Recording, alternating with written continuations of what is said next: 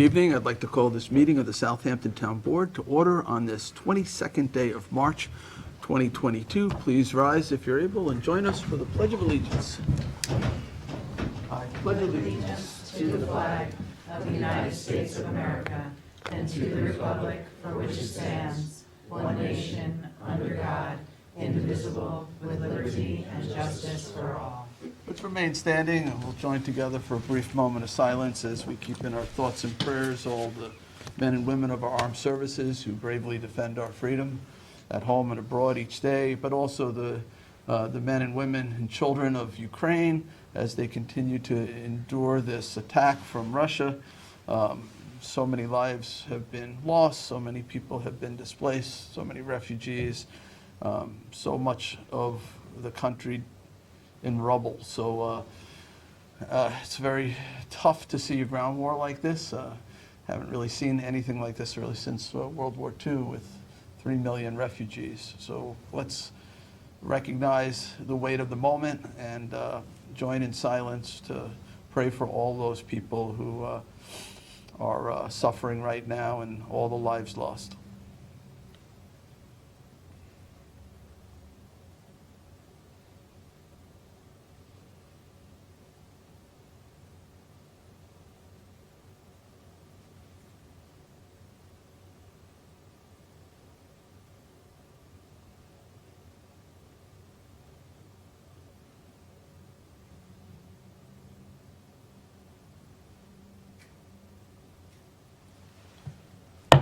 All right, thank you. Please be seated. Madam Clerk, would you please call the roll?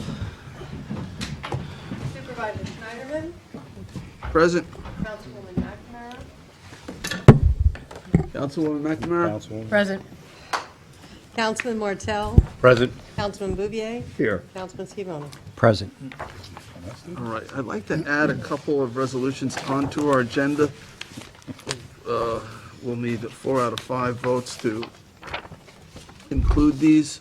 Resolution 39924, offered by Councilman Bouvier, authorizes the supervisor to execute an amendment to a license agreement with the Bridgehampton Childcare and Recreational Center for temporary use of the Bridgehampton Community Center. 39946 appoints Anthony Vitale as chair of the Licensing Review Board for 2022. And 39977 is our 6th warrant. Do I have a second to include those? Second. Seconded by Councilman Martell. All in favor? Aye. Aye. Approved. Okay, we'll get to those at the end. And we'll go to the agenda. The first order of business is the minutes from the town board meeting of March 8th, 2022. I'll make a motion to approve the minutes. Second. Seconded by Councilman Bouvier. All in favor? Aye. Aye. Approved. All right, Madam Clerk, would you please read the communications? We have received the following communications in my office of the town clerk. We have received public notices from the town of East Hampton, Village of Sag Harbor, notice of termination of fire inspection services agreement for 2022, and public hearing notice. New York State liquor license 30-day advance notice to local municipalities from the listed entity, and financial disclosure statement filings from the listed individuals. We have received emails, letters, and land use applications regarding the following: Chapter 235 noise, regulation, operation, gas-powered leaf blowers, Community Preservation Fund used to protect sacred Shinnecock land, town vehicle parking at Hampton Bays Senior Center, and a zoning board of appeals application for a 96 Island Creek Road in North Sea. The following bid opening took place for the printing of parking summonses on March 9th. And that concludes the communications for this meeting's agenda. All right, thank you. Before we get to public hearings, let me do 2 things. One is just sort of explain how the evening will progress. We're going to do public hearings followed by public portion. So there's only one public hearing. It shouldn't take too long. Then we'll do public portion. I have a couple of cards if you wish to speak in public portion or to public hearing. We ask that you fill out the card. Though I do want to recognize our highway superintendent is here. And Charlie, do you want to address the board with any matters? No, I'll just You- listen to it. You listen, and then I have you on for public portion. Okay, excellent. All right, so we'll go to public hearing. Public hearing number 1, to accept transfer and gift of the Ellis Squires house property, 186 Newtown Road, Hampton Bays. Terminate stewardship agreement with Mcaudel Historic Preservation, Inc., and amend CPF project plan and CPF stewardship and management plan to include the property. All right, thank you, Sunday. And Lisa Combrink, our CPF program manager, will introduce this. Thank you, Mr. Supervisor. Good evening, members of the board. I'm Lisa Combrink, the CPF program manager. Our public hearing tonight concerns the property located at 186 Newtown Road in Hampton Bays, Suffolk County Tax Map number 900, 175, 136.1. This is known familiarly as the Ellis Squires Senior House in Hampton Bays. I'm going to hand up to the town attorney, if you wouldn't mind just passing these down, some photographs that were taken today.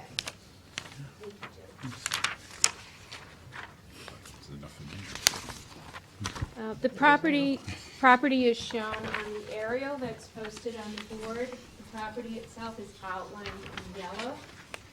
This property was purchased in August 2005 with town funds. The green that is surrounding the property with the house on both sides was purchased at the same time with CPF monies. Just hold on, Lisa, 1 second. Sure. Sunday, do you need to stamp all these in, or no? I can, but after Lisa's done, I'll take care of that. Okay, Okay, go ahead, sorry. ready? Okay. You can stamp. The total purchase price for all the property was $1.2 million. A couple years later, in July of 2007, the Ellis Squires Senior House was designated as a historic landmark by your board. In 2017, the town authorized the supervisor to sign a stewardship agreement with the Mcaudel Historic Preservation, Inc. organization. The purpose of the public hearing tonight is to consider the transfer of the property, including the house, from the town to CPF. It would also, if you choose to approve it, terminate the stewardship agreement with the Mcaudel Historic Preservation Organization, which they have agreed to, and then to move the property into the CPF project plan under historic properties for stewardship purposes. Just to tell you a little bit about the house, I'm sure you're all familiar with it, but just in case anyone here is not, the Ellis Squires Senior House is one of the oldest structures in Hampton Bays. The land where the house was built was purchased by Ellis Squires Senior in 1785, and that was after his family sailed from Machias, Maine, to Flanders. And then he lived in Flanders for a couple years, and then he bought this property in September 1785. And the house was built shortly thereafter, originally as a one-story house, and then the second floor and a rear extension were added later. You can see from the photographs that I've handed out that the house is in need of significant amount of restoration on the outside. I have been in the interior also. The purpose of bringing this back under the stewardship of CPF would allow for CPF funds to be used as part of the work on this property and to make it really a great asset for Hampton Bays and the rest of the town as one of our historic properties. I think that's really all I have about the purpose of the hearing and of the house. I have a couple questions. Sure, go ahead. So this property, not only did we landmark it, but this is on what, the National Historic Register? It was elevated, I believe. Robert Strata had done some work to get this listed on the National Historic Register. I'm not sure if it was elevated. I do have the resolution which recognized it as a town historic landmark, so I'm not sure about but if. Pretty sure it was. Certainly makes sense, considering the age of the house and the importance to the community. So it's a really important structure. I believe it's the oldest house in Hampton Bays, one of the oldest houses in our community. So we had hoped that this not-for-profit headed by Robert Strata, who's a historic preservationist, was going to raise significant amounts of money to repair the house. And I think that one of the places they were hoping to go was the Gardner Foundation.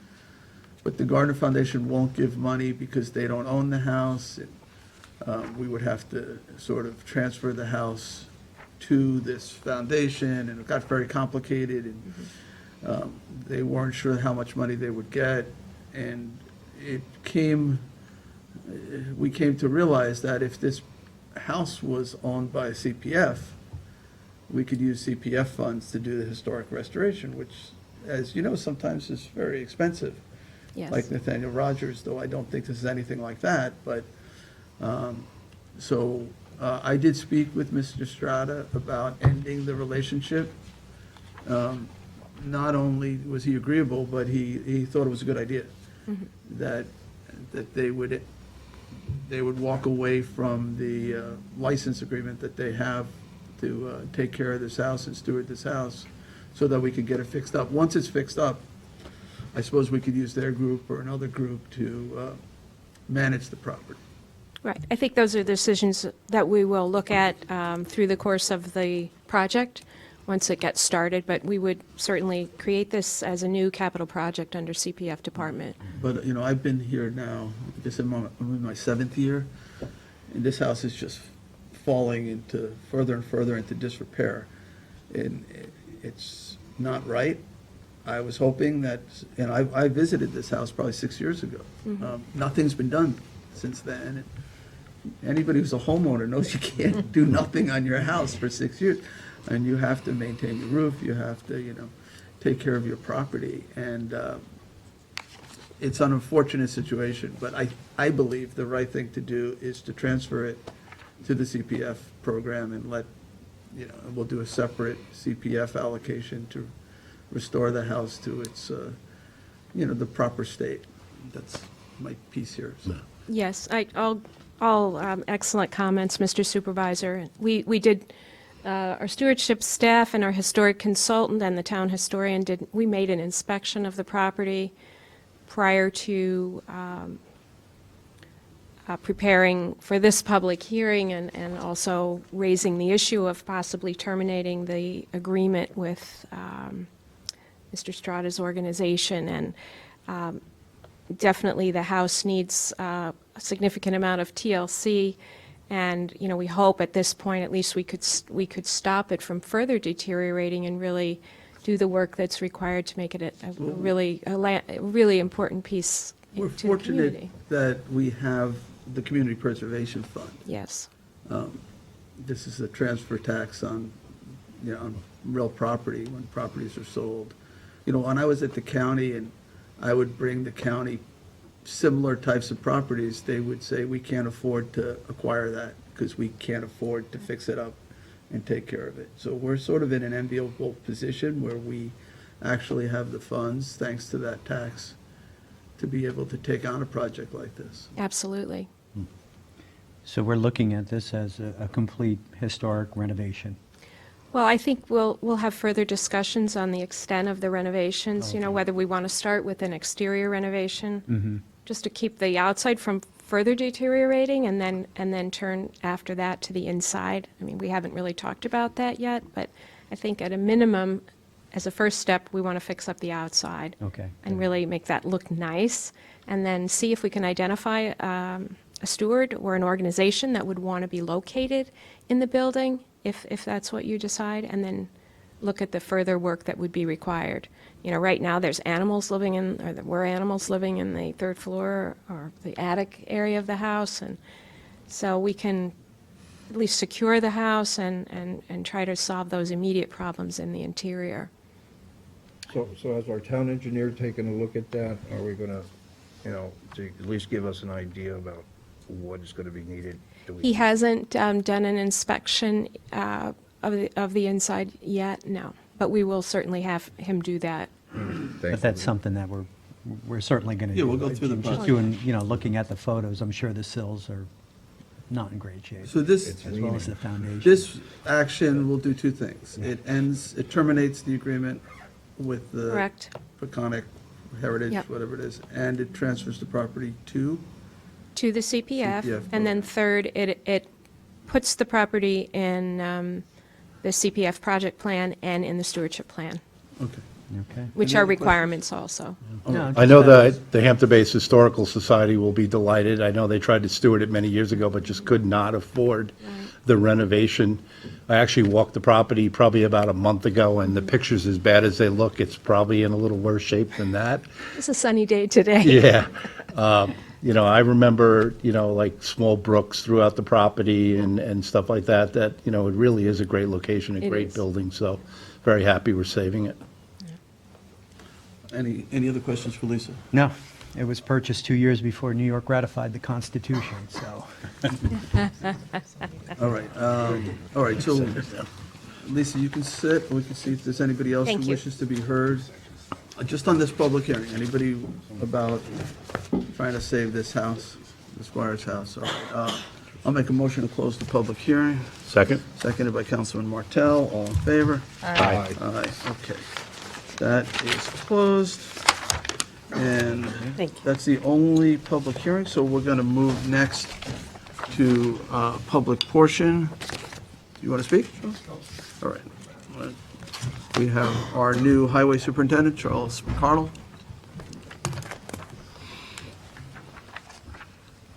So my name is Charles Mcaudel, Highway Superintendent. First time up here since being elected. Thank you. Welcome. As an elected official, your role is to not just take the status quo of the position you're in. You have to work on efficiencies. You have to look at things with an open mind, and you can't accept the answer, that's the way we do it, or that's how it's been done. So, and I talk about efficiency, I know that we're here for the blowers, and I know they could be annoying, but I have to look at 450 miles of roadway and right-of-ways and spring and fall cleanups that if the blowers were to be banned, even if they were an exception for the highway department, every neighbor would be looking at my people saying, why are they allowed to do it? Why are they allowed to make that noise? But you have to look at the efficiency and the taxpayers' money, not just the landscapers. If it takes my people longer to do the job because the electric blowers aren't as efficient as the gas blowers, it's taxpayers' money. And it's something that you have to consider besides just the complaints about the noise. Clearly, in my opinion, if the hours were regulated, I think it would solve most of the problems. The other thing is, when I'm talking about efficiency, is the leaf and the spring and fall leaf program. It's a big contention for the highway department. And as I researched it, the interesting thing is it's nowhere in the highway law that we have a responsibility to clean up personal property, even if it's dumped on the right-of-way. There's been decision after decision by the New York State Controller that, in actuality, no funds from the highway tax can be used for this program. We do get monies from the town, from the general fund, and the reason is that, I'll explain it, is we don't do the villages. We don't do private roads. We don't do trustee roads. All of those people pay into the highway tax. So the controller has come down very clearly since the 60s that the monies for that program, if we continue to do it, is from the general fund. One other thing the controller says, it includes salaries, it includes health benefits, it includes pension contributions, things that we don't do right now. We clearly have an agreement. The highway budget and the general fund have worked together for years to do this program. But one of the things we looked at is the loose leaves. And the loose leaves have a multiple problem. First of all, they blow down the road. Second of all, we need a blower to get them in the pile. Third off, we're not sure what pesticides are used in those yards that are now on these leaves that are flooding and clogging the storm drains, which gets into the water. So one of the things I just suggested is that everyone bags the leaves. So we have control of them. It's efficient for my people to take a similar vehicle like a garbage truck down the road, Guys jump out, similar to the garbage cans, and into the bucket, and off they go. You don't have to diesel up the vacuum, you don't have to diesel up payloaders, you don't have to diesel up tractor trailers. Just these small garbage trucks would go down the road, and that was my plan. And that is where I see the efficiency come in. I understand there are some people that were not just seniors, but well into their senior age that were allowed to just blow the leaves to the end of the road and we would pick them up. It's my opinion we can't do that anymore. It's a trickle effect. We have millions of dollars spent on storm drain cleanage, and what are we cleaning out? Loose leaves. We also have problems with illegal dumping. It's a problem that has to be policed, but if they're all in the bags, we can easily pick them up. So 2 things here I'd just like to is that the efficiency of these blowers are important for my people to continue, save the taxpayers on the long days. And the other thing is that the leaves have to be put in the bags, again, for efficiency. Thank you. Any questions? No, thank you. There is a spring pickup though, right? There is a spring pickup. But it's got to be in bags. Spring and fall. And no more vouchers. And by the way, I just want to say one other thing. I know that house has been here since the 1800s. But you're not There's picking a up. gentleman here that's family's been here longer than that. All right, thank you. Okay, next up, Katie Brown. Did you want to speak? There she is, okay. Hi, everyone. I'm Katie, East End Contractors Association member, small business owner, CAC West member, and Southampton resident for my entire life. Thanks, everyone, for giving me the opportunity to speak. I'm here to speak against the blower ban. I urge all of you not to pass this ban. This is not the year to enforce this ban.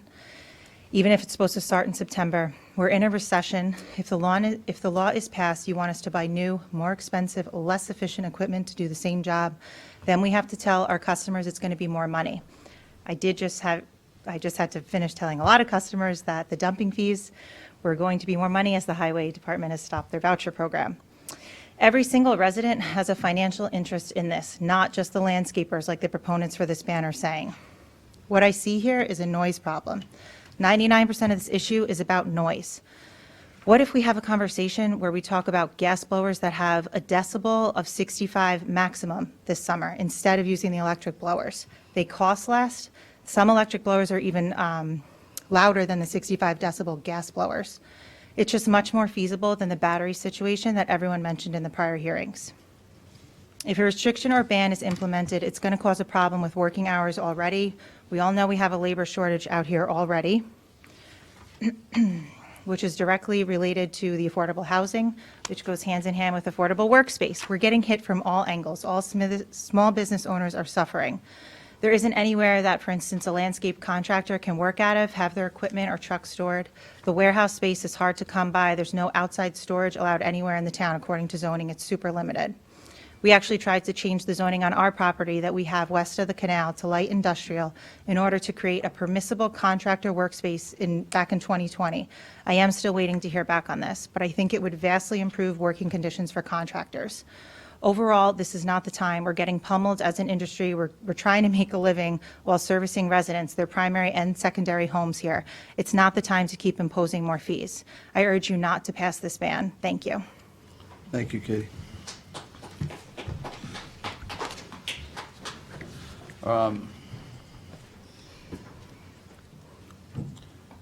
Steve? How do you say your last name? Jufrey. Jeffrey. Thank you, guys. Nice. I just wanted to say, I think you guys have all do a good job, and I voted for everyone, even Charles. And I don't mean to be like, I don't mean to be like rude or anything, I guess it's just, like Katie said, we've been on the phone with everyone trying to explain it's more because gas is more, because Biden decided that we don't drill in America, but we drill somewhere else. And I feel like, it's kind of the same thing with the blowers. Like, people are all for environmental and it's better. But when it comes down to it, at the end of the day, when you have to pay for it, can you afford it? And I think that's really what you have to look at. This is not the year to make things more expensive for people. I mean, everyone that's house is for sale, it's for sale because they're moving away. It's not because they want to move to another house. You know, there's just too much right now. I mean, like, literally every day I have to call people and say, this is more, this is more, this is more, this is more. And the only person that's not getting more is me. You know, and I just urge you, like, let's work together, let's figure out something, let's ease into something that works for everyone. We don't have to just, like, for the leaf vouchers, if we can possibly have some sort of cheaper dump rate and ease into something, I mean, because this is something that we used to pick up the leaves, then we got the vouchers, and now we're just getting rid of that. And I get it, I mean, there's budgets, there's reasons. I'm not saying, you know, no change. I guess what I'm saying is, it's hard for me to tell an 80-year-old woman, you know, it's more because of gas, you have to pay an extra $500.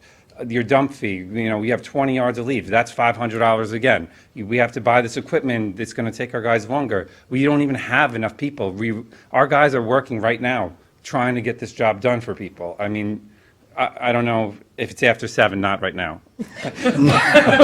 But, you know, like, we're all just trying to, we're trying to make Southampton beautiful for everyone. We're trying to, you know, most people during the week, they're at work. Probably 90% of the people are at work during the week. Our goal, it used to work out great. We had enough employees that we can finish everyone's property in the middle of the week. No one is there. We get our job done. We don't bother anyone. They're all at work in the city, wherever they go. And on the weekends, everyone can enjoy their backyard and have that beautiful, you know, backyard that they can enjoy quiet. But unfortunately, there's not the workers to do that is really the problem. You know, if we can go out and hire 10 more people, I would do that right now. But I'm telling you, they're not there. You know, I mean, I'm sure you guys have the same problem with the town. I mean, if we could fix that problem, I think that would fix some of the other problems, you know? And I just don't like to see people getting forced into doing something that technically is illegal, just to earn a living, you know? As a landscaper, I feel like almost like a drug dealer, like I'm trying to drive my truck past the DOT, past the DEC, past the code enforcement, just to cut someone's lawn, and you know, it's not really that difficult. It shouldn't be like this, you know? We should be able to work together. And I get people call and complain. The same people that complain about the blowers are going to complain about something else next year. I mean, just because they complain doesn't make them right, I guess. And I hope that you'll consider that as, you know, a lot of people don't complain against the ban, I guess, because they're out there working and trying to earn a living. They don't have time to write 100 emails and call. And I totally get, you know, you're elected by everyone, like, you know, you have to listen to everyone. I get it. You know what I mean? Like, I'm not saying don't listen to, I'm saying let's ease into it. Maybe make it no machinery on Sunday. Let everyone have one day where they can enjoy peace and quiet, you know, and maybe reduced hours on Saturday. And I think that's better for everyone. You know, I'm not against that. I mean, yeah, it hurts my business, but there's sacrifices, you know, and most people, that's what they want on the weekends. I mean, how many people are at home in the middle of the day during the week? Not that many, right? If they work from home, but they're at work, they're on the computer, they're in their house, they're not just sitting at their pool, you know, like, and I think that it's just too much. I mean, this is the wrong, like Katie said, this is just the wrong time. I mean, there's too many other things, like, and the gas, like, look at, you know, Biden is for the economy and everything, and now look at how many people are happy that they're paying so much money at the gas pump, you know? It just, 30 seconds. it doesn't make sense, I think. I think it makes sense until people realize that it costs more, it doesn't work, it's causing problems. Let's make rules that people can follow and enforce, you know, instead of just trying to make it impossible, and then there's no reason for anyone to follow any of the rules, I guess. So, thank you guys, and I hope you All right, take that thanks. into consideration. Thank you, Steve. Thanks, Steve. All right, I don't have any other cards. Is there anyone else? Yes, you may. Just when you come up, just identify yourself for our records. You know the routine. Good evening, everybody. Kristen White, I don't know if I was supposed to do that part. Kristen White, North Main Street, Southampton, New York. So we've heard from the public sector this evening, and we've heard from the private sector this evening, and I am just here as a homeowner. I have no financial stake in whether or not landscapers are allowed to use leaf blowers or not. But I do have a stake in this community as being a year-round resident.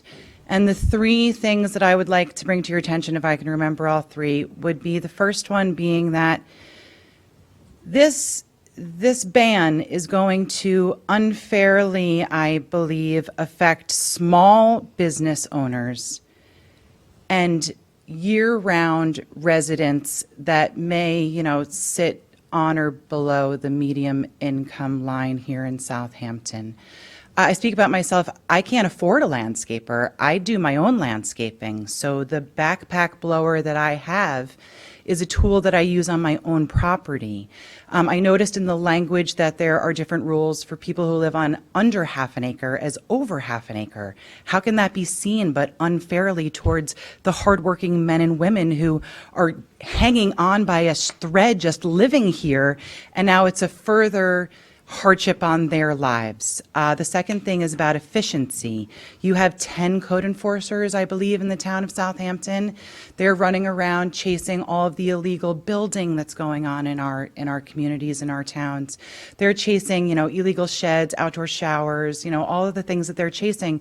Are they really going to be able to keep up with chasing all of this down? And who's going to suffer, but probably the homeowner who's using it in their own yard and can't get in their unmarked vehicle and leave and go somewhere else, or leave and cross the canal and go to another community where these East End code enforcers are based. Are you really going to chase them down? So who is going to unfairly get the brunt of these fines but your local East End homeowner and small business people? We heard a couple people mention about being able to afford to live here and the lack of affordable housing. And I'm sorry that I missed your last name. I don't want to mispronounce it. Is that correct? Mcaudel. Sorry, Mr. Mcaudel. Mr. Mcaudel mentioned that, that the employees that work for the town are going to have to use these or not use these. Well, 3 out of the 4 people sitting in the front row here are direct descendants of the families that settled the town of Southampton. And I'll tell you right now that Brian and myself and my nephew Dylan all live on property that's been passed down for generations through our families. And guess what? That's the only way we can afford to live here. So when you make these bans, I know it sounds good. They're bad for the environment. They make too much noise. They're bad for the person who's operating them. I get all that, and those are good reasons. But I want you to think about the people who are struggling to live here. I could leave tomorrow and sell my home for $1 million, break my parents' hearts because they broke their backs so that I could afford to live here, and probably buy a really nice house and live a really nice life. But instead, I struggle to stay here because this community means something to me. And I want my children to grow up next door to their grandparents like I did, and know their council people and walk into town and be able to go into Ralph's barbershop to use the bathroom or call their mom if they're lost. That's the community that I live in. I don't live in a community that caters to people who spend some time here. And one other thing that it just popped into my mind, out of all of the people who spoke out against the blower ban, the last meeting that I was at, none of them live in the township. They live in the township of Southampton. They are all residents of the village of Southampton, where they've already tried to ban leaf blowers, and it hasn't been successful, so unsuccessful, that now they're trying to ban the electric leaf blowers. So you're going to ask all of our small businessmen and homeowners to go out and invest in electric leaf blowers. What's our guarantee that in 3 years, those people who complain because they don't have jobs and they can sit in their homes and write letters and write emails and come to meetings, they're not in 3 years going to say, no more electric leaf blowers, no more log splitters or chainsaws. We use wood to heat our home. That's how we afford to live here. So where is it going to end? When are we going to stand up to the bullies and say, no, this is our way of life. This is the community that you bought into. So please, I know that this is something that's not going to go away, but could we just shelf it for a little while? Because nobody that I spoke to even knew that this had to do with homeowners. They thought it was only in regards to landscapers. They had no idea that it was going to be year-round Sundays and federal holidays when people have off from work if they work 6 days a week. So please, I think that you're rushing into something. I think that you haven't reached your constituents. I think you need to explain this more and you need to get more input before you make some legislation that's going to be very difficult to undo and going to cause more people to flee from your community. Thank you.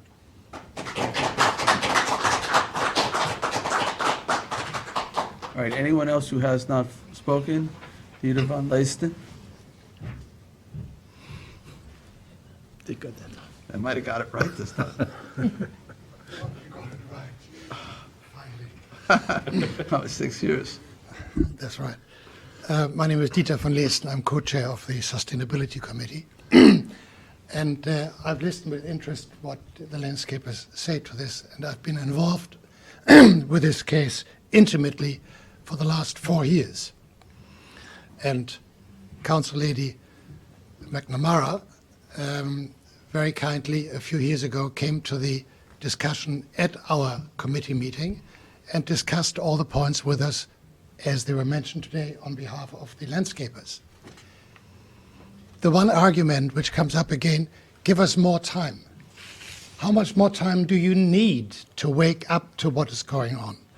For 4 years, we have been going for this slowly but steadily, educating people, having meetings, having demonstrations of electric equipment, etc., etc., etc. Has any one of you here done anything in that regard to try to find out what can be done with modern, new electric equipment? We are not asking for a ban. We are asking for a restriction during the summer period, May to September. When these units, the blowers, and you say the heavy blowers are needed for the cleanup of the leaves, when they're needed is when the leaves are there. Well, there are not many leaves are there in that time when we are having a seasonal restriction to give you more time in the future to get out of the gas leaf blowers for the heavy times. So please be realistic. What we're doing here is not something new. It is not something where we're going against any industry. I've tried to get a landscaper in these times when so many people live out here. I couldn't get a landscaper. They were all so busy to work, I couldn't get one. And I can afford to buy one, thank God, to support one. But I couldn't get a landscaper. They're labor shortage, right? So I can't say that I want to give someone work and they say we can't work, we don't have the resources. So please, what we're doing here is something not emotional. It is something which is saving the environment, which is important. We all live in that, and none of you wants to destroy that. The fumes which are coming out here, the pollution, and the noise pollution, which is quality of life. And therefore, I urge you, the Council, to please consider and pass this law for a seasonal restriction. We are not banning these units for the rest of the time when they're really needed. Thank you. Thank you, Dieter. It is on the map. Excuse me, Mr. Supervisor, if I could just let you know that the portal is down, so the press is unable to watch our meeting right now. So anybody who wants to watch should go to channel 22. I don't know. I'm just saying, I don't know, they won't hear us, I guess, because if they're trying to watch on the portal. I just alerted the press. But we are recording it, and it'll be available Hoping so. through the clerk's website. It's not on the clerk's website right now, is what I'm Not, saying. but it will be. But it is available on Channel 22, right? It is, yes, right now. I'm getting emails from the press right now, so I'm just letting you know that we're working on that. I can get an answer to. Right, is there anyone else who has not spoken who wishes to be heard on this or any other issue? Sir, in the back?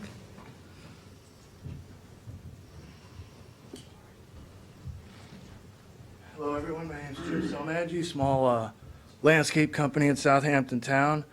And as far as I know, the town of Southampton and neighboring towns all rely on the beauty of the community to keep it flourishing. And if you make work hard for us, how are we supposed to accommodate making the Hamptons look like the Hamptons? So I disagree. I think that, especially the work that I do as a small company, without equipment, I can't accomplish it. And the clients aren't happy, so they don't want to be here. I think, if the properties look terrible. So you have to have equipment that's efficient and makes the properties look Hampton quality.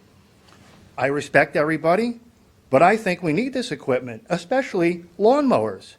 Do you know what electric ride-on lawnmower costs? In the 20s of thousands. Who can afford that? And then to keep it charged is a whole nother fee.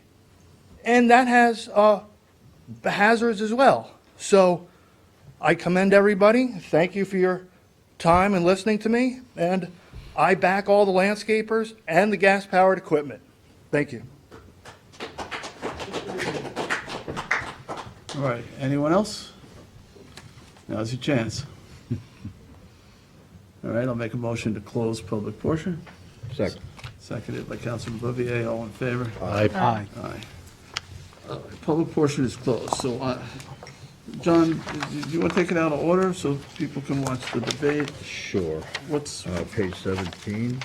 all right, so, John will make a motion to take resolution 350 of 2022 out of order. This is notice of adoption amending the Southampton Town Code, Chapter 235, entitled Noise, to add provisions implementing the seasonal restrictions and otherwise regulate the use, operation of gas-powered leaf blowers. I will second that motion. This is just so that we can entertain it without having you guys to wait another 45 minutes or so. So, all in favor? Aye. I'd like to comment first, please, if we could, On the motion? on the, Or yes. taking on it the- out of order? Oh, okay, taking it out. That was just taking out of order, okay? All in favor, yes. So, yeah, sorry, so you're making a motion to approve? Yes. Is there a second? Second. To approve? Oh, Not the, No. Is there a second to approve? The resolution. Oh, the resolution, can no. John read it out? No, no, no, no. You second? Sorry, others taking it out of order, I'm sorry. Yeah, John Reed. John, can you read it out, please?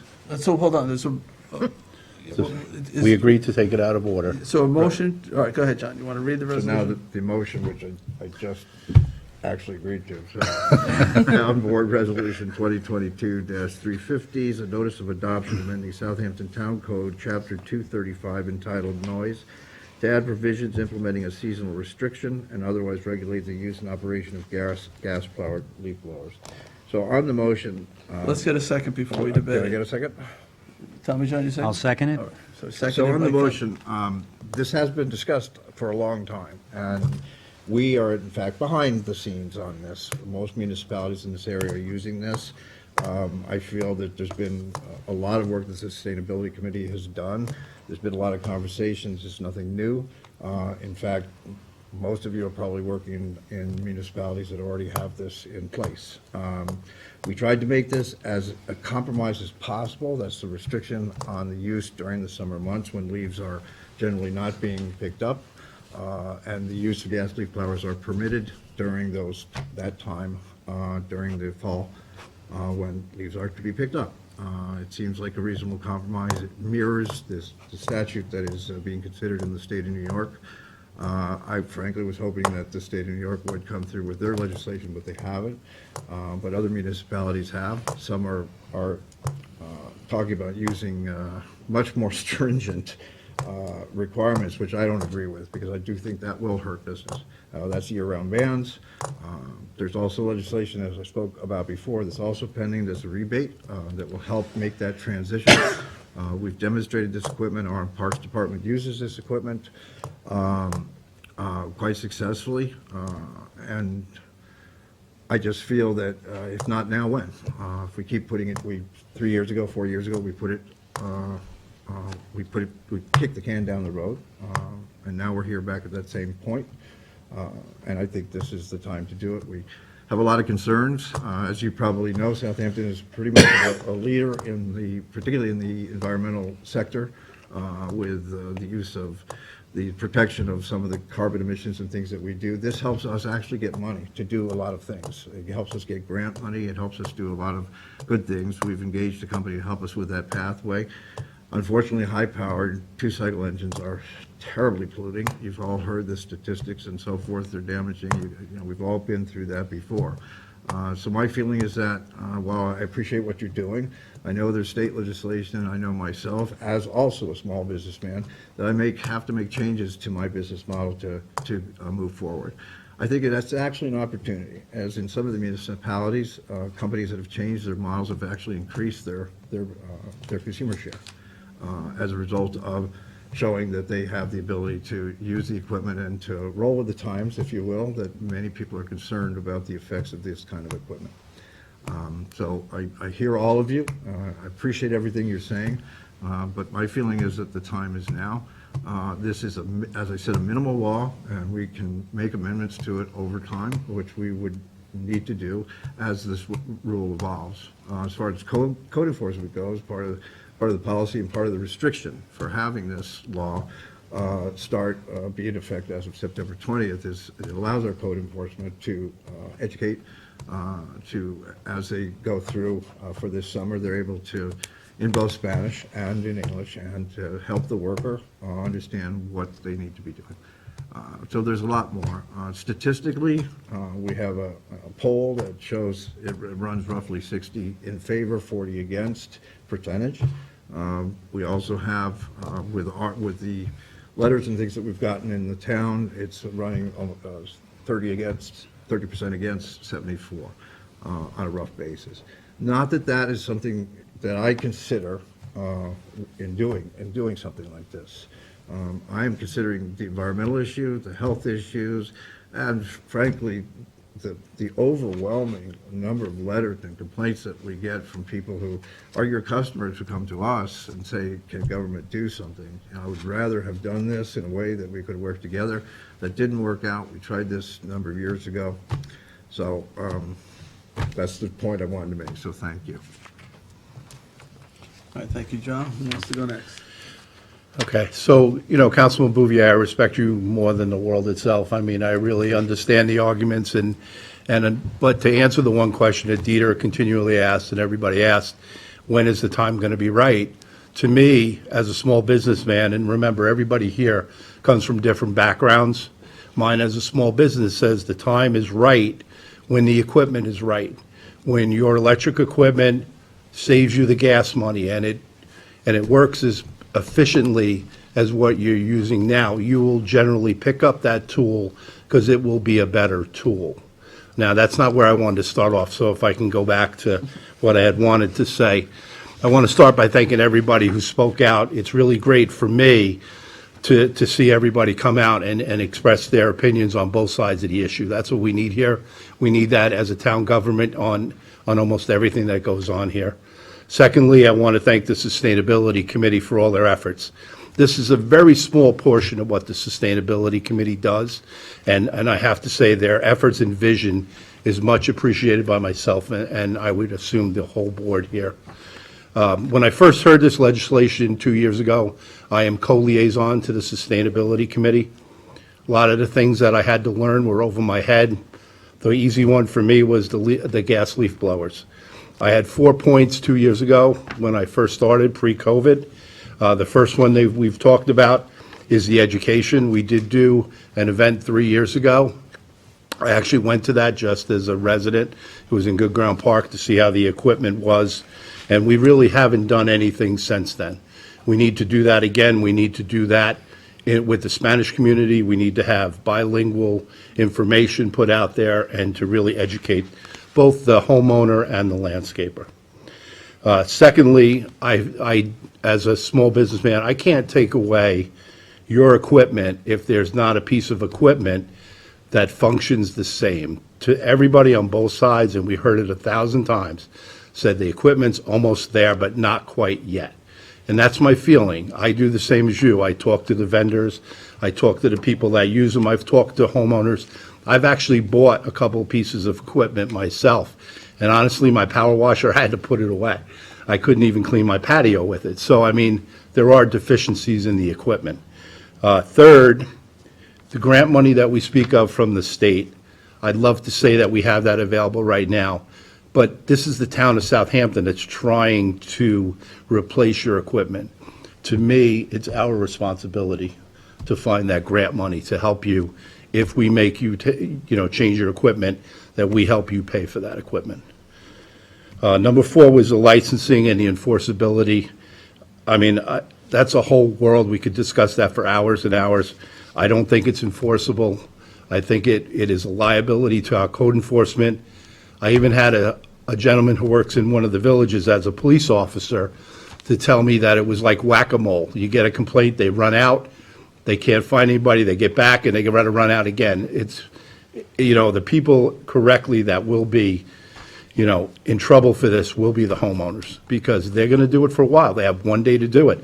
I myself have always worked 6-7 days a week. When I had to clean my pool or take care of my property, it was Sunday at 11 o'clock. That's the only time I had, and it's not much better now, but I have a landscaper now. And I understand that during COVID, we were having our Zoom meetings, and damn it, if we had a 1 o'clock meeting on a Thursday, my landscaper showed up outside to use the blower. And I had to go home, So I understand the noise complaints, but, there's a lot of different noise complaints in my neighborhood. I live by Red Creek Park. I mean, it's just something that, my landscaper's there at 7 o'clock on a Friday morning for 20 minutes, and my neighbor, I've actually hired a new landscaper, and I've asked them, could you get, an electric blower? And his response was, I could, it's coming, but I'm not doing it yet. So, and that's kind of the impression I got from a lot of people. So my opinion hasn't really changed in 2 years. I will not be supporting this tonight, but I will tell you that my comment is going to be no, not right now, but it is coming. As that equipment improves, it's going to save you money in the long run. It's going to be healthier for you. So, be prepared, pay attention to it, educate yourself, and the time is coming. So that's it for me. Thank you, John. Who wants to go next? Amy? You want to go? All right. I have some things too. As usual, I wrote this out because I don't want to take everybody's time blubbering around. At our work session on January 27th, it was stated that there would be a survey on this legislation to gauge public support. I like surveys, so I was happy. On February 9th, the survey from southamptontowny.gov appeared on social media. It was titled, Gas Lead Blower Public Hearing. It stated that legislation proposing to limit the use of gas-powered leaf blowers would be the subject of a public hearing on February 22nd at 6 p.m. It also stated that the results of the survey would be read into the public hearing record by the town clerk. The survey listed science and data underpinning the legislation that had nothing to do with science or data. It actually incorrectly cited the source of the famed leaf blower versus raptor study as the New York Times. The actual source of that study is Edmunds.com, a company whose entire business model is selling cars. The tagline on that study was, "Drive a Raptor, clean the air." That study was done by Edmunds to support less emission standards for cars and trucks. This leaf blower survey was the most leading survey I have ever seen. I actually told the supervisor, it's like having a survey that asks if you like red balloons and then states that red balloons will kill you. The survey was shared from the town Facebook page, and I saw it on some community groups where the comments were overwhelmingly opposed to the legislation. Within a few days, the survey was removed from the town Facebook page, and the link that had been shared on social media by community groups and individuals simply said, "We're sorry, but there's not a web page matching your entry." It appeared the survey was over. On February 14th, I went to our CRC office to ask what had happened to the survey and to ask what the results were. It was then that I found out that the CRC office, which had handled all other such surveys in a nonpartisan way, had not been asked to oversee this survey. This survey was created and was being managed by a member of the Sustainability Committee. After the survey was yanked off social media, it was shared by members of the committee via email, with groups they knew would support the legislation. Their emails urged the recipient to share the survey with others who would support the legislation, and it also asked them to send emails of support to the town clerk. It was around this time that we started receiving emails that had the Sustainability Committee's science and data copied and pasted as their reason of support.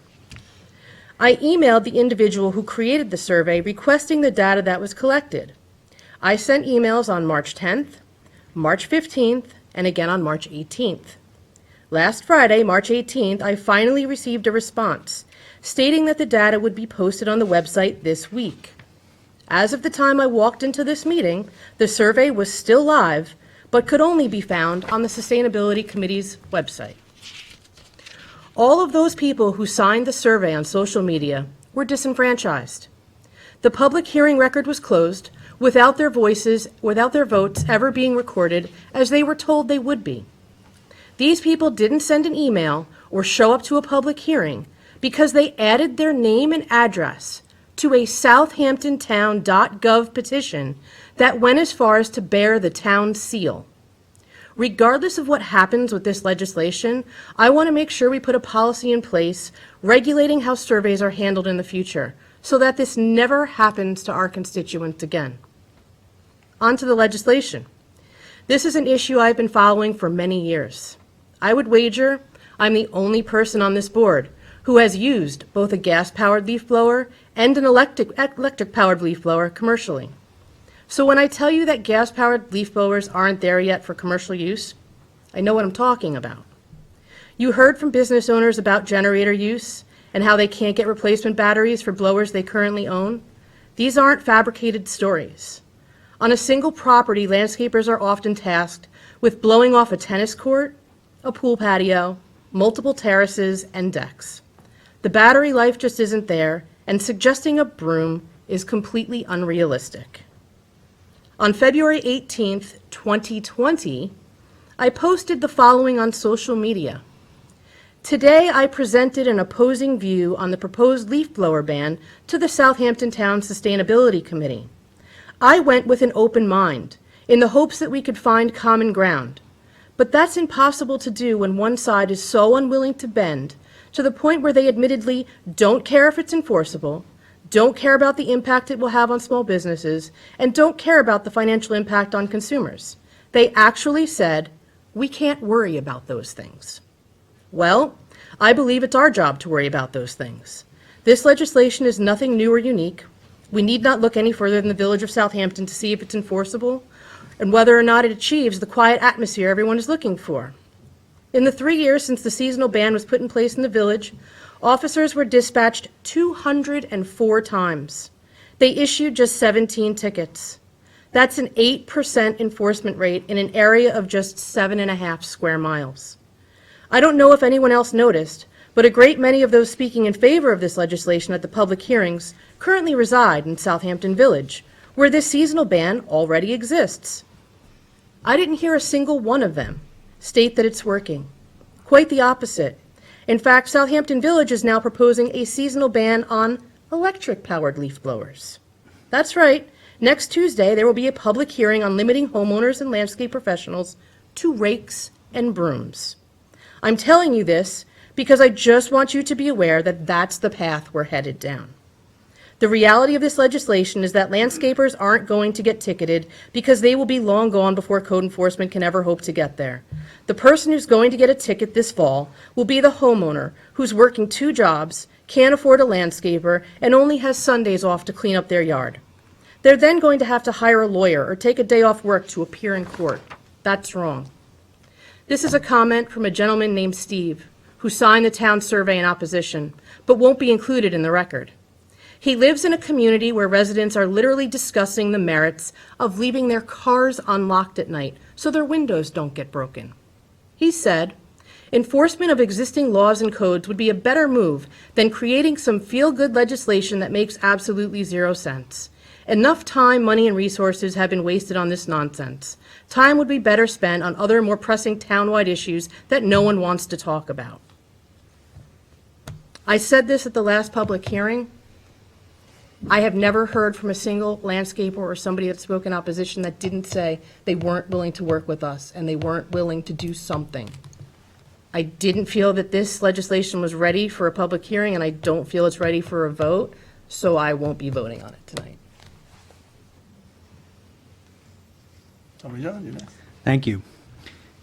I too have been contacted by a number of people, and they congratulated me on the ban of the gas-powered leaf blowers.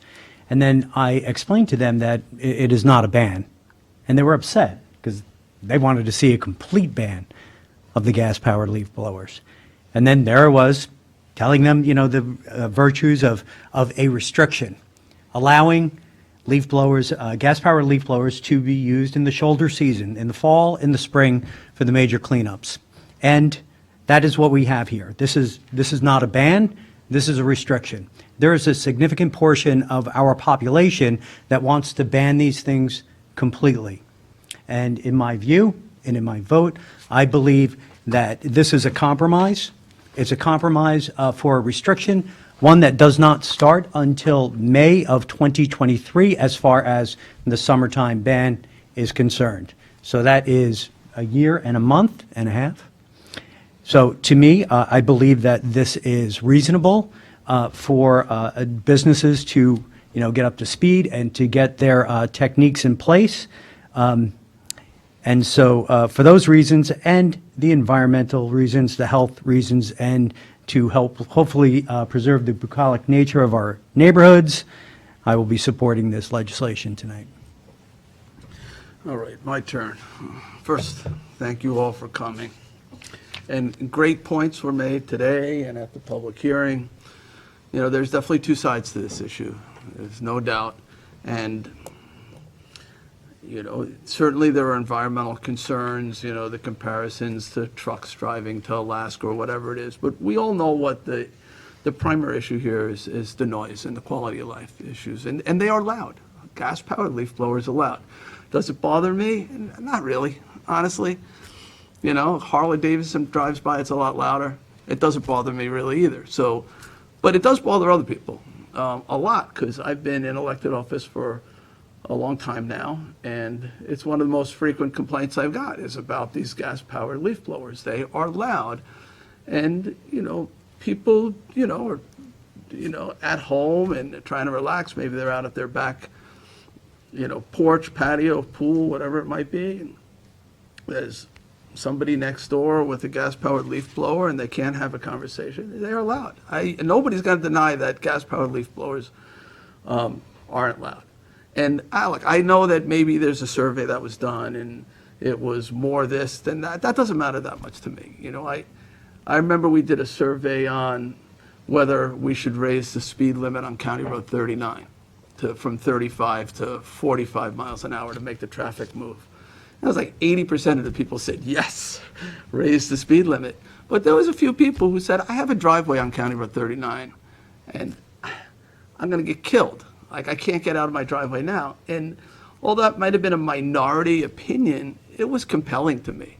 Even though most people may have wanted the speed limit raised, I wasn't going to raise the speed limit because that was a really good argument. So I've been listening to all sides of this issue, and I have a background in small business too, and I know it is primarily a noise issue, and there was a good point made by Katie about what about the quiet gas leaf blowers, the 65 decibel ones, and they're more powerful than the battery units. Could that be a compromise? And I've been looking for compromises here. We have made some. I mean, the notion that you could go to jail for using a gas-powered leaf blower, that was ridiculous, and that was taken out. Originally, this was going to go into effect this summer. Didn't really give people a lot of time to get battery-powered leaf blowers, and there were questions about whether they were even available. And John amended the bill and said it'll start September, whatever that date is in September, where it starts, and it's not. You can use gas-powered leaf blowers in September. That's really when leaf season is, September, October, November. So you do have the more powerful equipment. So really what we're talking about, it really isn't until next May that you'd have to have the battery equipment. Now, look, if you guys really can demonstrate to me that this equipment's not going to cut it, it's not available, we can revisit this issue. And if we had to stall, and John doesn't want to hear this, but we could look at that issue if it proves to be a real issue. Look, I was told and I didn't like the plastic bag ban. right? I thought, oh my God, I like those plastic bags where I could carry all my groceries. Two hands, I would carry like 6 or 7 bags, and the paper bags were terrible. And I was like, really, you're going to ban plastic bags? And we all adjusted. We adjusted. It didn't kill the local grocery stores. We go and we have our bags now. We banned plastic straws. Everybody said, oh, you can't ban plastic straws. I don't know, anybody's got a ticket for using plastic straws, but, we were making a point about the environment. And I think, I look around and I don't see the plastic straws on the ground like we used to. And hopefully that means there's less on the beach and less floating in the sea. And I don't see the plastic bags in all the trees like I used to. So maybe we did do something right. And I don't think anybody went out of business. I don't think the landscapers are going out of business because of this. I think it's a pretty common sense thing. I was hoping there'd be more compromise, and I said to Councilwoman McNamara, sit down with Councilman Bouvier. I think you have really good points. Maybe there's a way to modify this that it'll be better. And some changes were made. It's not perfect. I did hear, that we need to do more on the unlicensed contractors. I commit to, and I've said to Cindy, look, I'd like you to head this up in terms of cracking down on unlicensed contractors, kind of coming up with a better way to know who's here legitimately, who's not. And that, I think, will help the landscaping community too, because not everybody's playing by the same rules and collecting, the same payroll taxes and paying the same insurance. So those are all things that I think can be done. But I've been participating in this debate for many years, and I think years ago the equipment wasn't there. Today, I think the equipment is largely there. I see you shaking your head, and I know you probably you know more about this than I do. You're a landscaper. I've tried some of it. In the summertime, you don't have as many leaves on the ground. The gas-powered stuff, yes, it's more powerful, but we're trying to come up with a compromise. So I think this is a legitimate compromise. I am going to support it. I am open, to looking at, changes and amendments to the bill in the future if it really turns. I don't want to put anybody out of business. I'm from small business too, and I've dealt with, rules that I didn't think make sense. I think this makes sense. And I've said my piece, and I know, it's tough to come up with something where everybody's happy, but I think this bill is a legitimate compromise. I think East Hampton Village, East Hampton Town, Southampton Village is now talking about banning them all together. That I can't believe. I thought they were going to try to do a year-round ban on gas-powered leaf blowers. Now they're talking about banning even the electric ones. This is the direction everything's going. They're talking about banning gas-powered cars. A lot of people buying Teslas these days. So one day, our kids or our grandkids, you probably won't be regular gas stations anymore because everybody's going to have an electric car. So I'm going to support it. All right, anyone else? I wish the compromise had been something to the effect of during normal business hours only, leave the evenings and weekends, noise-free for people. I think that would have been, a nice compromise. I suggested that there'd be hours during the day I where sug- you could use it, but the problem was then you can only get 1 or 2 clients during that small window, right? And the problem is the homeowners on the weekends too, so I understand that. It's going to be the homeowners that are going to get tickets on this because unfortunately they can't go anywhere and it's their neighbors going to turn them in when they're trying to blow their leaves on a Sunday and they're going to be the ones going to court. So Originally, we didn't include homeowners, but then we did. It wasn't fair to the landscapers to not include the homeowners. And I want to say one thing about highway. Although some of what highway does falls maybe into the beautification idea, most of what they do is in the public safety. They're clearing storm drains. They're clearing debris from roads. that's what landscapers do as well. I mean, it's, A lot of it, though, is not, to stop flooding on a roadway. or stop cars from sliding on leaves on the roadway is very different than just making somebody's property look really good. So, it may sound like a contradiction, but I think highway, if they need to use gas-powered leaf blowers for public safety, and we have some exceptions in this law too for public safety projects as well. So cleaning up after construction project and things like that, right, John? There are some exceptions. Emergency declarations and so forth as well. So, anyone else? Yeah, just that the people who want the complete bans, they're not going to be happy with this. And I know that there are folks in this room and other rooms, in other areas, that are not going to be happy with this either. And in the words of Dwight D. Eisenhower, if you're making people unhappy on both sides of an issue, you're probably somewhere close to correct. That's how I look at this. All right, anyone else? We'll call the vote. All in favor? Aye. Opposed? No. And one abstention. So, Madam Clerk, Councilman McNamara is abstaining, Councilman Martell is voting in opposition, and the other three are in support. All right, so we're going to go back to the top of our agenda.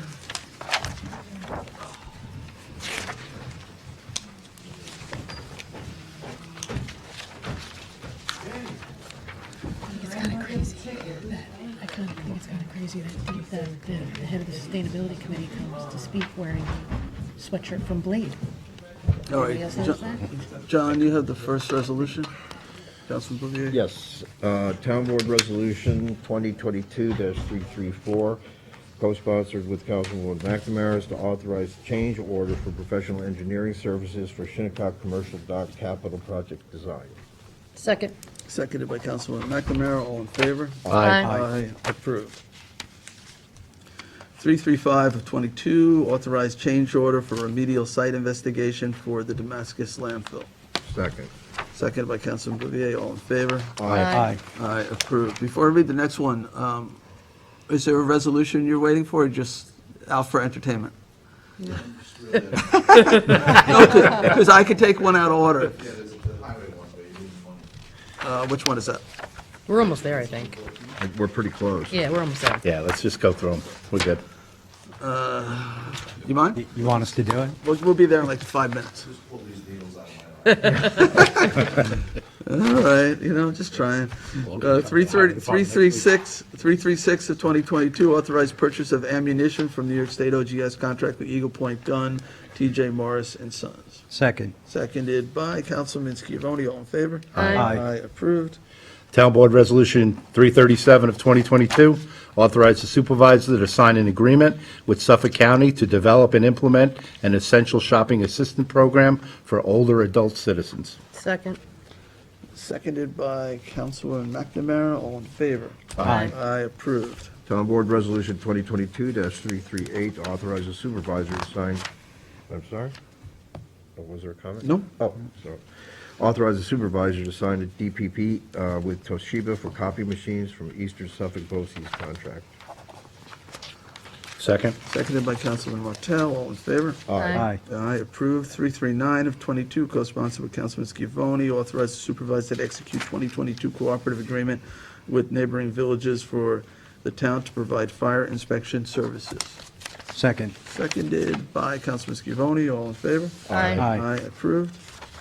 Town Board Resolution 340 of 2022, authorize the supervisor to execute a 2022 facility use agreement and any other related documents necessary with St. Rosalie's Roman Catholic Church for space located within the church to meet with residents of the town of Southampton to discuss their tax concerns. Second.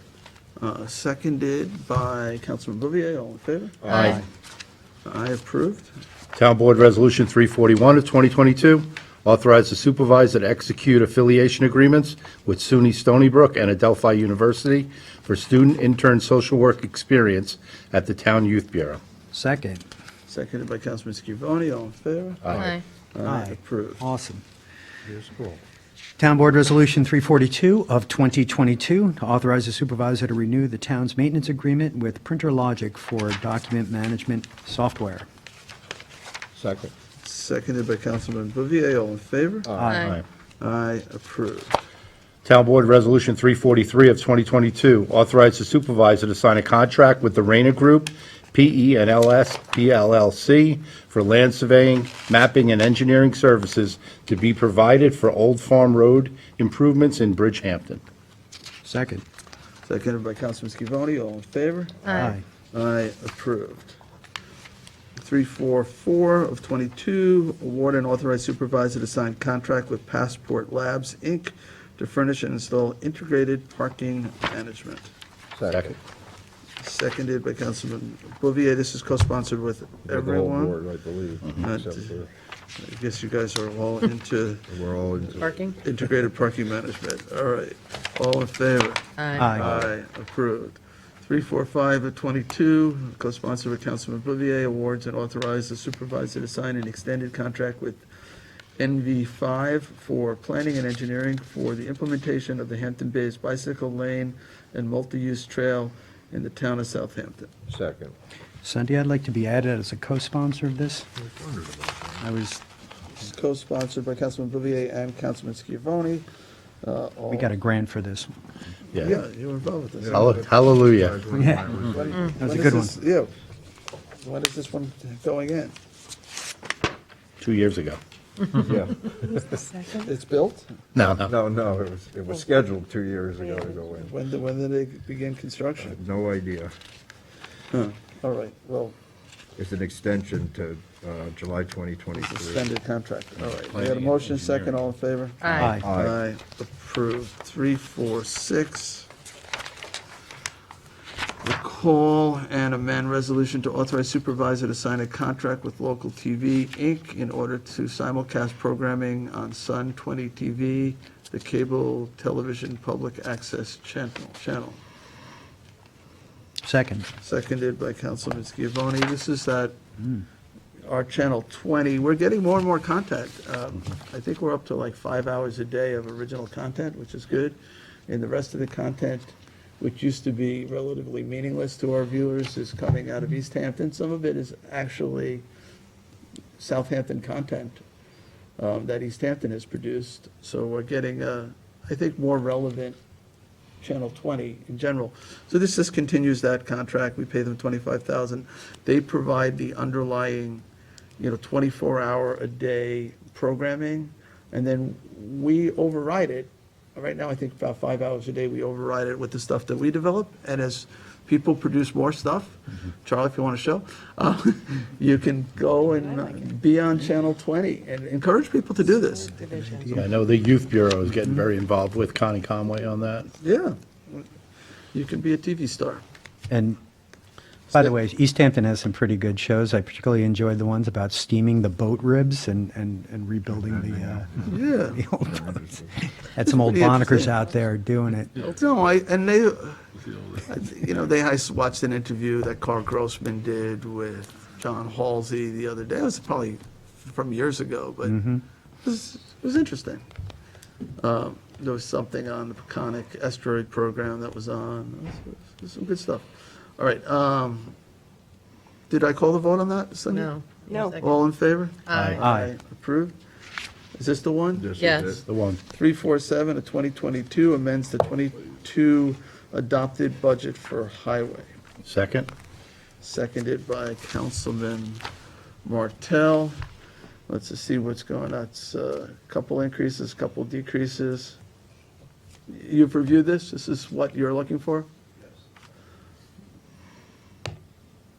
Okay, any So- discussion? Yeah, I am abstaining on this because it removes the leaf pickup, The the vouchers. vouchers, which I feel like this should have been a work session. We should have discussed this, and I would like to talk about how we're going to address at least the seniors. Perhaps the town can issue vouchers to the seniors because they're going from everything to nothing. And I'm telling seniors that their fall cleanups are doubling because of the cost of carting the debris. So they weren't paying for any carting, and they weren't paying for the actual, because now they have to not only pay the carting fees, they also have to pay to load the leaves onto trucks. So, because no landscaper is going to bag the leaves for them, they're just going to take them. So they're going to have to pay twice. So, all right, so they could bag and leave them there, and the highway department would pick them up. It's going to Before- cost more to have a landscaper Right, so bag. now, and I do want to look at the fee we're charging. I do, because before, when the vouchers were coming in, we were doing a chargeback to highway at $12.50 or something a yard, but the public is paying $25 a yard, so Well, landscapers are paying 25 yards, so, Public is free, yeah, public is free. commercial business has to pay. 25. Right, well, that's what I meant, but thank you for that correction. So if a landscaper comes in, they pay $25 a yard for the material. So I think we'll have a discussion about lowering that, and some of the landscapers have asked if we would consider lowering that price. I'm honestly more worried about the seniors than anything else. I mean, it's going to be a lot of money for people in general to absorb, but I am really concerned about the seniors that are now going to have to pay to not only cart them, but also to load them to be carted. So they're going to have more labor charges and more carting charges that they didn't have before at all. Well, Mr. I know McArdle, that they're not allowed to do the loose leaves. Can you step to the Yeah, microphone? the public Yeah. can't hear you, Sean. So the only change, there's two changes. One is where the highway department is not going to do the voucher program. Whatever the town wants to do with it is fine. We do have some financial impact of not doing it, and that's going to increase some areas for me.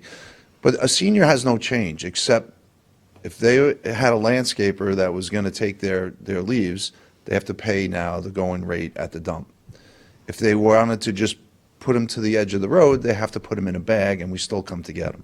So if they had a landscaper, that's the deal with the landscaper. You have to work out the increase. But if they were just bringing them to the end of the road, they just have to put them in a bag. are you charging for the bags? Or- There is a charge for the bags. It's at the hardware store, just similar to like How much? waste management. I don't know offhand. We don't charge, just whatever the hardware store charges. You buy Right. them at like Home Depot. Oh, okay. Yeah. It's not. And these are compostable bags? Yeah, they're recyclable, biodegradable, and the dump handles them all the time. And again, we're going to use similar to garbage trucks. They can compress them as they go down the road. We'll be It's done. mulched, it's mulched, the bags are Yep. mulched right along. The efficiency of bagging them, first of all, it's a 3-month project for us in the fall. And we're going to reduce that in half easily. I think every year they were plowing up leaves and snow by the time, they were finishing up the project. The town spends big money to have the drains. I mean, I'm going to tell you at the end of the day, there's going to be more happy homeowners because they're not going to be dealing with the leaves blowing into their yard from somebody else. And again, it wasn't all seniors, and again, Yeah. before my time, it was 73 and over. Yeah, it was like- Something you couldn't really police anyway. So, And it was sort of arbitrary, the 73, I'm not sure where. and as soon as somebody saw the pile, everybody else Why a was 70-year-old jumping on the pile. Yeah. couldn't do it, but a 73-year-old. Yeah. So It doesn't make perhaps, sense. so perhaps we could look at like Enhanced Star or something, or, Well, I have an idea I want to float too, so, your concern is about the senior who has a landscaper, and used to have a voucher. not even a voucher, they used to just put them on the curb. Well, they can still put them on the curb. They're not going to bag But them. in bags. Well, It's going to be tons of labor to bag leaves. It's going to be more expensive to bag the leaves than to put them on the truck and dispose of them. Because I was going to say, because the voucher program had issues, had a number of issues. It's very hard to police, and The vouchers were going to companies that weren't licensed to be companies to begin with, so. May not even have come from the you township. couldn't tell if you had 5 houses coming in on one voucher. You really, it was a problem. I want to explore this idea of lowering that fee. But maybe we should also explore the idea of also lowering it even more if somehow it's from a senior, like a senior discount. But Charlie would have to figure out how, or somebody at the landfill, or the former landfill, would have to be able to verify that. So we need a mechanism to say, oh yeah, that is from such and such a house. How do we know it wasn't picked up at somebody else's house? That's how the voucher program fell short to begin with, because you can pick up the 73-year-olds in the 5 houses next to them and drop them all off at one time. Right. And I don't think we can avoid that, picking them up. Yeah, I mean, I think he's right. It was, essentially, it was unenforceable. And it was kind of a commodity, in a way. I mean, you were having issues with, Section that's clean. the loose leaves have problems, right? Any way you cut it, the loose That's leaves, something I think has to be eliminated. they just, besides the fact that you have all these issues with the vacuums and getting clogged and everything else, but by the time you get there, half the leaves have blown into the storm drains, they've blown down the If street. you have an early snowstorm, then you're really screwed up. Yeah. So, so I'm trying to solve the issue, I'm trying to come up with a creative solution. I don't really have one. I think certainly, and I talked to some landscapers about this, it would help if we lowered the fee for bringing the leaves in. At least during that period of, Yeah, we could do it during a certain Yeah. time period. like they did, what, there was a time period for the vouchers, it would just be a time period of reduced disposal. Right. I think that's fair. Because that would help everybody, including the There's people. actually landscapers that would rake the leaves and leave them in the right-of-way, not take them. And although this is a budget amendment, and I understand you not wanting to vote on it, we don't really get to decide whether there's a voucher program. It's really in. I highway understand that, superintendent. but If at he the doesn't end of want the to do day, it, we're going to have to adjust the budget to modify for that. this becomes a monetary issue for me, making money off of seniors that I'm now going to charge extra labor for.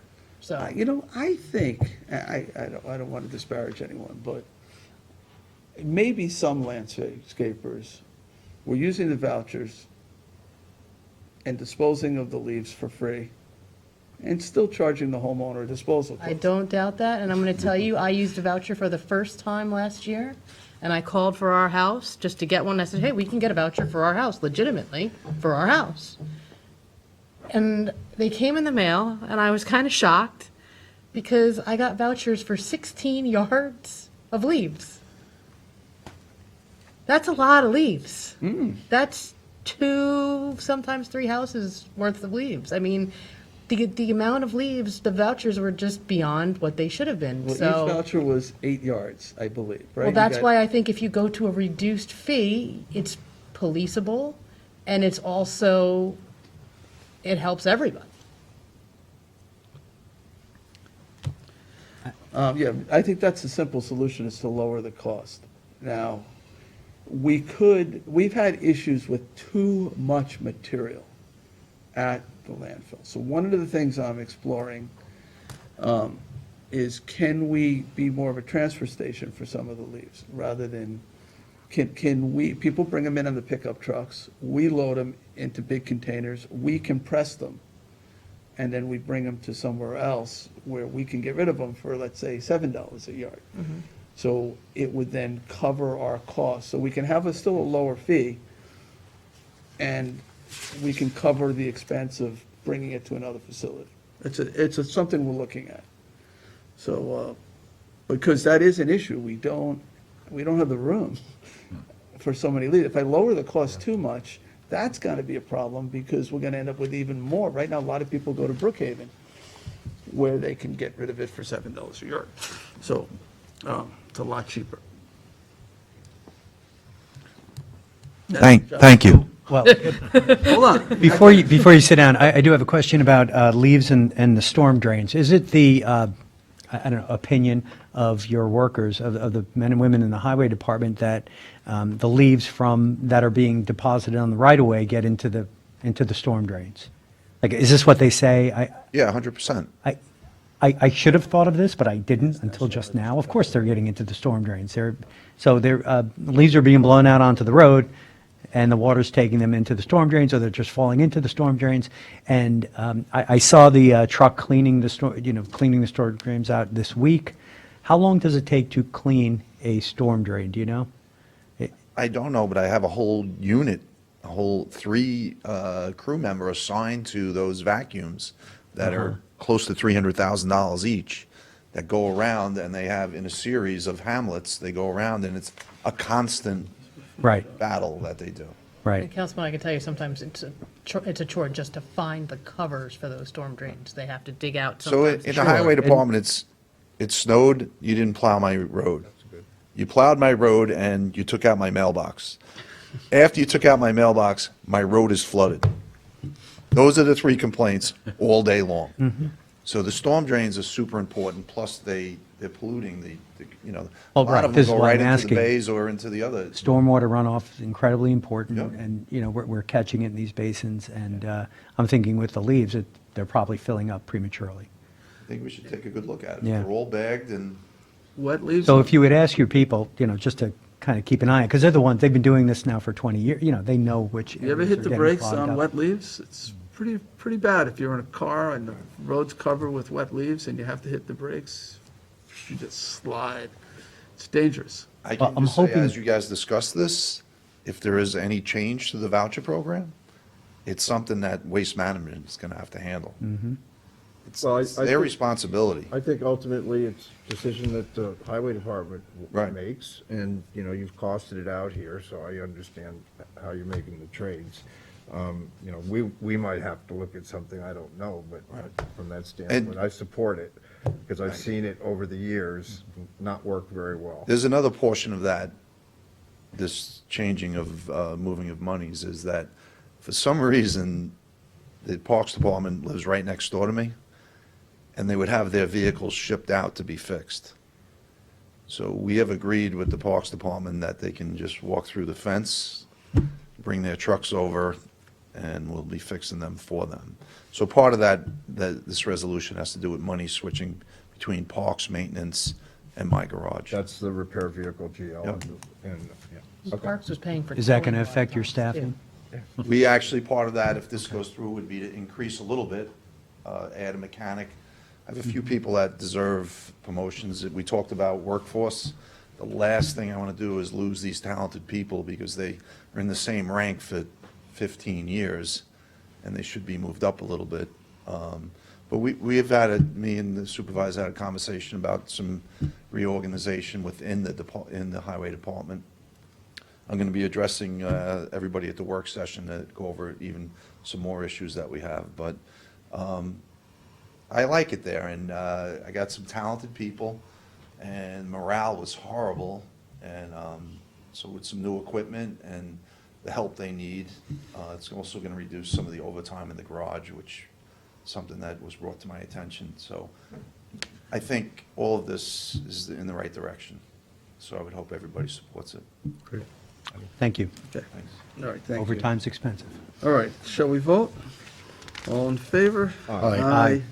You still abstaining? Abstaining, yeah. I just, with the vouchers involved, I just don't want to upset anybody, and So you're abstaining? I'm abstaining. All right. So it was approved. All right, 348 of 2022, amend the 2022 budget for various departments. Seconded by Councilman Bouvier, all in favor? Aye. Aye, approved. 349 of 2022, reappoint individuals to various boards. Second. Seconded by Councilman Schiavone. So let's see, Walter Britton to the Public Safety Commission, Michael Daly to Zoning Board of Appeals, Ted Jankowski to Architectural Review Board, Barbara Roberts to Landmark Historic District Board, and Anthony D'Italia Licensing Review Board, Well, and Brian DeSessa Licensing Review Board. I thought we already did these. You did we already did. do this, it's just they never came in and took their oaths of office, and they have expired, they're beyond their 30 days. So now you're appointing them again, so they have another 30-day window to come in and take their oaths. Do they want to do the job? in 45 days, if they don't show up, they're, 30 days. no, I'm just saying, in 45 days, if they don't show up, they're. I can't help you with Goodbye. that one. All right, we had a second, all in favor? Second bite at the end. Aye. Aye, Aye. approved.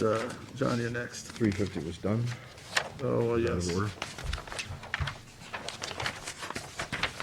Page 23. All right, 351, page that's 23. mine, I think. 351 of 2022, notice of adoption to amend chapters 330-5 definitions, 330-33, to define and list medical marijuana dispensary in a business district table of use regulations and enact special exemption standards within 330-162.22 of the zoning code. Second. Second by Councilman Bouvier. We held a hearing on this. It was just a while ago. We held work sessions on this. So this is just the medical marijuana. This isn't recreational marijuana. It's been legal for a while now. There's a medical marijuana dispensary up in Riverhead. It's legal in the town. We just didn't have it listed anywhere in the zoning code, so this is the recommendation from our planning department. It makes it a special exception use in certain commercial districts and sets a number of standards, distances from schools and houses of worship and things like that. So, any discussion? All in favor? Aye. Aye. Approved. Let's see. That's me, right? Town Board Resolution 2022-352, authorization of cost reimbursement waiver for the Hand Aldrich American Legion Post 924 Annual Memorial Day Parade on May 30th, 2022, from 9 a.m. to 12 p.m. is co-sponsored with Councilman Martell. Second? Seconded by Councilman Martell. All in favor? Aye. Aye, approved. Town Board Resolution 2022-353, also co-sponsored with Councilman Martell, is a cost reimbursement waiver for the Remsenburg Spionk Union Free School District Annual Memorial Day Parade on May 27th, 2022, from 10 a.m. to 12 p.m. Second? Seconded by Councilman Martell. All in favor? Aye. Aye, approved. Town Board Resolution 2022-354 authorizes the supervisor to sign the U.S. Department of Energy Better Climate Challenge Agreement. Second? Seconded by Councilman Mr. Martell. All right. Seconded by Councilman Martell. All in favor? Aye. Aye, approved. Town Board Resolution 2022-355 authorizes supervisor to submit a Clean Energy Communities grant application for the purchase of a climate action plan. I'll second. All in favor? Aye. Oh, I'm sorry. That's all You- right. Apologize. No worries. 356 of 2022, authorize the supervisor to submit to the Clean Energy Communities Grant application for the purchase of an electric vehicles, co-sponsored by Councilman Bouvier, Second. seconded by Councilman Bouvier. All in favor? Aye. Aye, approved. 357, 2022, part-time salaries, Second. seconded by Councilman Bouvier. All in favor? Aye. Aye, approved. 358 of 2022, accepts retirement of Elizabeth Dwyer, Senior Citizens Program Director in Senior Services. Second. I thought we did this It's gonna one. be sad to see her go. Yeah, seconded by Councilwoman McNamara. Just on the motion, yeah, I'm sad to see her go too. You know, when Pam Giacoya left and Liz stepped up to head this department, which had been run for many years by Ms. Giacoya.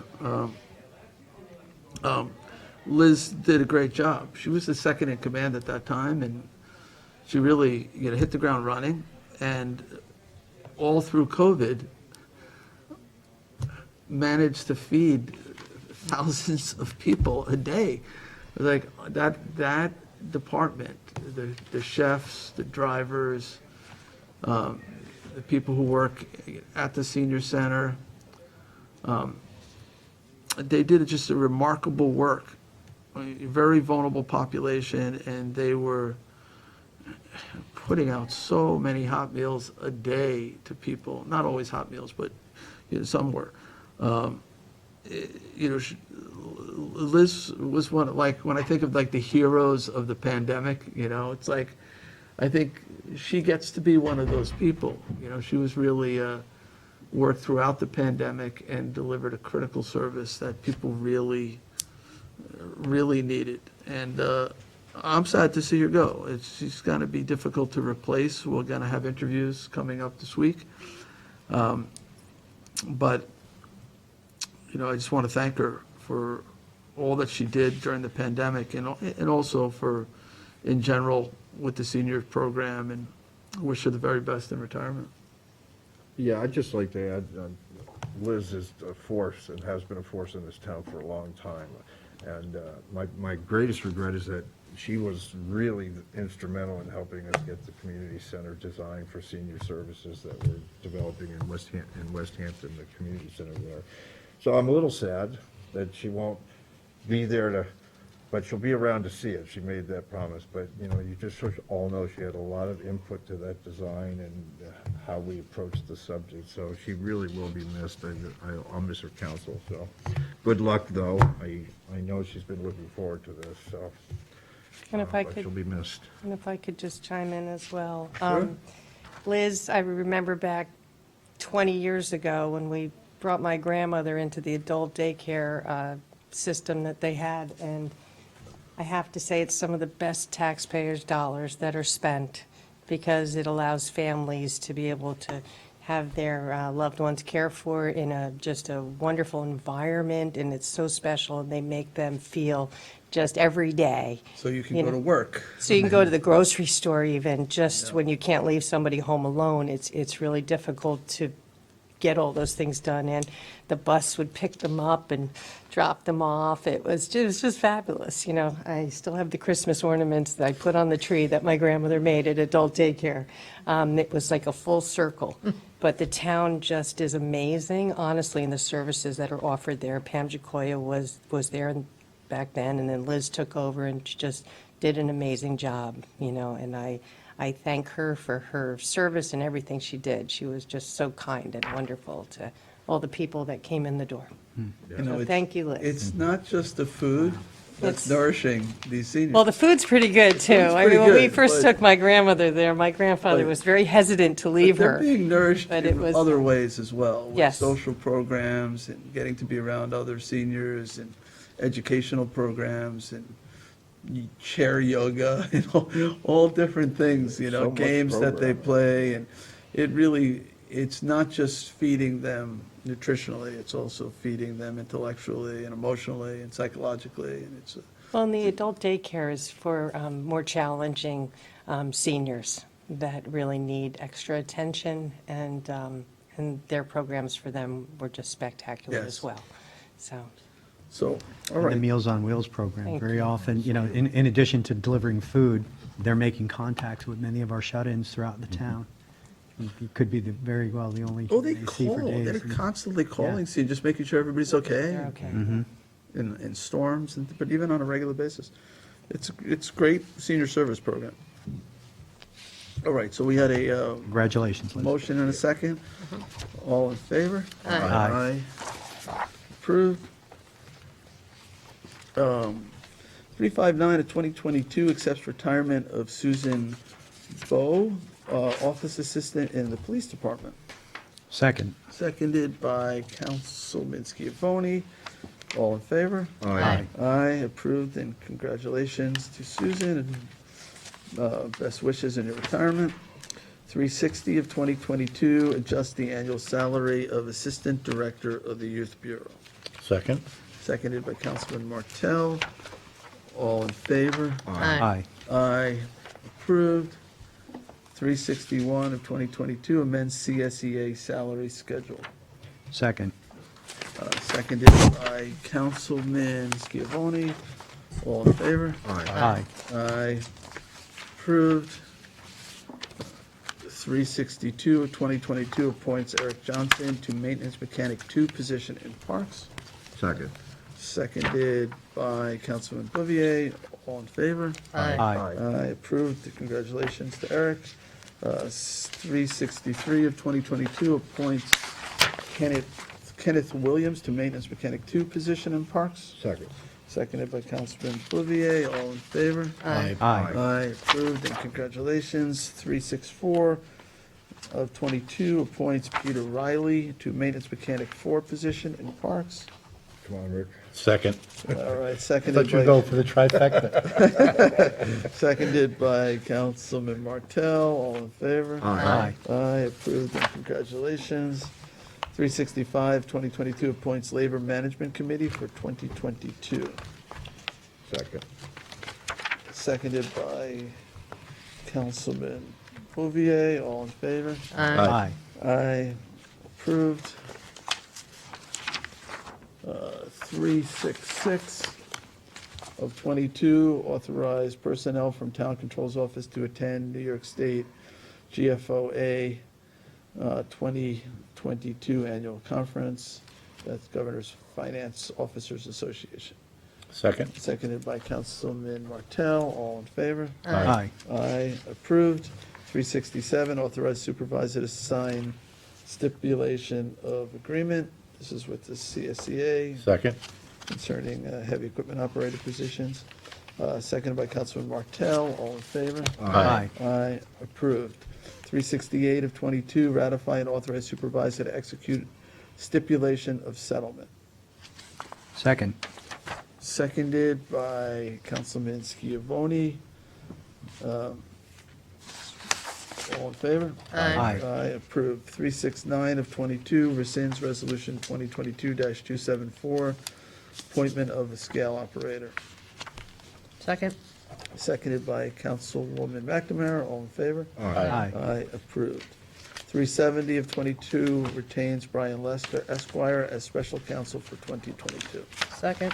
Seconded by Councilwoman McNamara. All in favor? Aye. Aye, approved.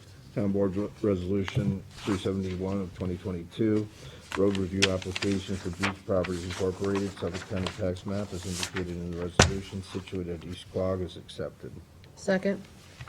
Seconded by Councilwoman McNamara. All in favor? Aye. Aye, approved. 372 of 2022 adopts final scope for the preparation of a draft environmental impact statement for the zone change application entitled the Preserve at South Country Road for a change from CR 40 to multifamily planned residential district on a 17-acre parcel in order to facilitate development of 104 units of affordable rental housing in the hamlet of Quogue. Second. Second to adopt the final scope by Councilman Bouvier. All in favor? Aye. Aye, approved. All right, to the walk-ons. 39924, John, that's yours, do you want to read it? I can't find it. You got it? Thanks. Reso 39924, authorizing the supervisor to execute an amendment to a license agreement with the Bridgehampton Child Care Recreation Center for temporary use of the Bridgehampton Community Center. Second. Seconded by Councilwoman McNamara, all in favor? Aye. Aye, approved. 39946 appoints Anthony D'Italia Chair of the Licensing Review Board for 2022. Second. Seconded by Councilwoman McNamara, provided he comes in and takes the oath of office. We try our best. All in favor? Aye. Aye, approved. And the last resolution, 39977, is warrant number 6, capital number 6, CPF number 6, and payroll liability. Second. Seconded by Councilman Bouvier, all in favor? Aye. Aye, approved. All right, that's the last resolution. Is there any other business? Are there any parades this weekend? No, No. Let's run them on. strangely. Montauk? Oh, yeah, in our area. Yeah. All right, so and we have work session on Thursday. Work session Thursday. All right, I'll make a motion to adjourn. Second. Seconded by Councilman Bouvier. All in favor? Aye. Aye. Aye, we are adjourned.